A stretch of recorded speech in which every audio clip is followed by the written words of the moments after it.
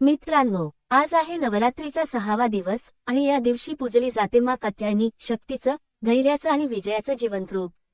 म्हणतात, ज्याचं आयुष्य अंधाराने भरलेलं असेल, ज्याच्या आयुष्यात सतत संकट आणि अडथळे येत असतील, तर 6व्या दिवशी देवी कात्यायनीची पूजा केली की ते सगळे अंधार दूर होतात आणि जीवनात नवतेज प्रकट होतं. या दिवशी देवीला अर्पण केली जाते पिवळ्या फुलांची माळ, कणेरी, पिवळा गुलाब, झेंडू. पिवळा रंग हा आशेचा, समृद्धीचा आणि ज्ञानाचा प्रतीक आहे. आणि मित्रांनो, 6व्या दिवशीचा नवरात्री रंग आहे राखाडी. राखाडी रंग म्हणजे शुद्धता, शांती आणि विश्वास. हा रंग परिधान करून देवीची पूजा केली तर मनातील सगळा गोंधळ आणि भीती नाहीशी होते, पूजेचे लाभ मिळते. सकाळी स्नान करून स्वच्छ वस्त्र परिधान करा, समोर दीप लावा आणि देवीसमोर पिवळ्या पांढऱ्या फुलांचा नैवेद्य ठेवा. देवीचा मंत्र जप करा. ओम कात्यायनी महामाई महायोगिनीधीश्वरी नंदगोपसुत देवीपत्य मे कुरुते नमः. हा मंत्र जीवनातील सर्व दुःख, अडथळे आणि विशेषतः विवाहातील विलंब दूर करतो.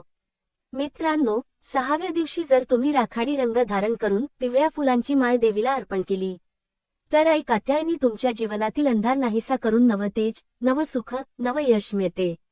एकदा श्रद्धेने पूजा करून बघा, तुमच्या आयुष्याचा मार्गच बदललेला दिसेल. जय माँ कात्यायनी.